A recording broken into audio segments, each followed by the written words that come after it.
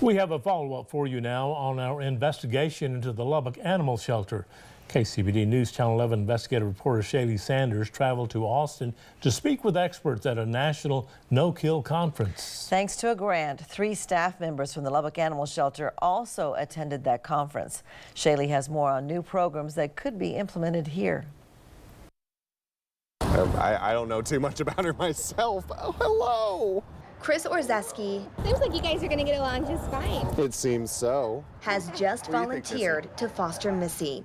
Obviously, there's a finite amount of space here. Thank you. You want to make sure that as many dogs as you possibly can are not being euthanized. Orzeski is one of 2,000 volunteers at Austin Pets Alive. What do you think, Missy? A nonprofit that partners with Austin's municipal shelter to take animals off the euthanasia list and in forever homes. Do you think it's going to be hard when you part with Missy? It always is, but then you pick up another and you get to help more. Austin has become the largest no-kill city in the country, operating at a 98% save rate. The city of Austin was at a 55% euthanasia rate just 10 years ago.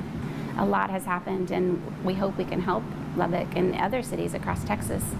Veterinarian Ellen Jefferson is the executive director of Austin Pets Alive and a speaker at the American Pets Alive Conference, which teaches attendees programs and tools to become no-kill communities. Euthanasia is what veterinarians use for relieving extreme suffering. And what's happened in the shelter industry is that word has been used for really killing, when animals don't need to be euthanized, but they're put to death because we don't have room for them. We don't have a program for them. Jefferson says high intake numbers can be partially attributed to the shifting expectations communities have of their municipal shelters. Their job is to protect people from rabies. They were supposed to just pick up strays and bring them in and not let them run around on the streets anymore. Dogs only, not cats.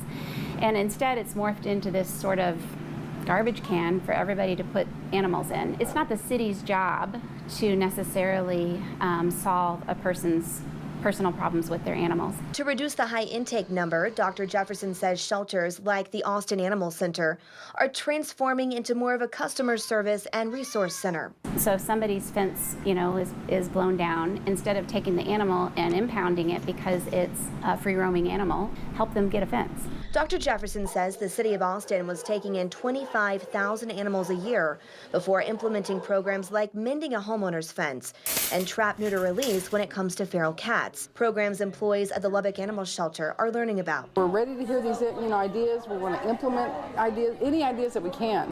We're excited. We don't like putting animals down. Kia Remeth is the assistant director at the Lubbock Animal Shelter and says this is the first time they've attended the annual conference. I think these are all feasible ideas that has been shared with us. Dr. Jefferson says she is encouraged by Lubbock's attendance. I think that it's huge that they're here. That's the only way change is going to happen. You have to be armed with the knowledge and the data to understand what is happening to be able to fix it.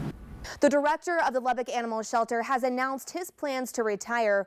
We asked Dr. Jefferson what the city of Lubbock should be looking for in a new director. You can hear her advice by visiting this story online at kcbd.com or on our KCBD mobile app. Now, we also took a tour of Austin Pets Alive, where we learned more about the programs they implemented to save so many animals. That story is also available on the main page of our website. Karen and Abner. Thank you, Shaley.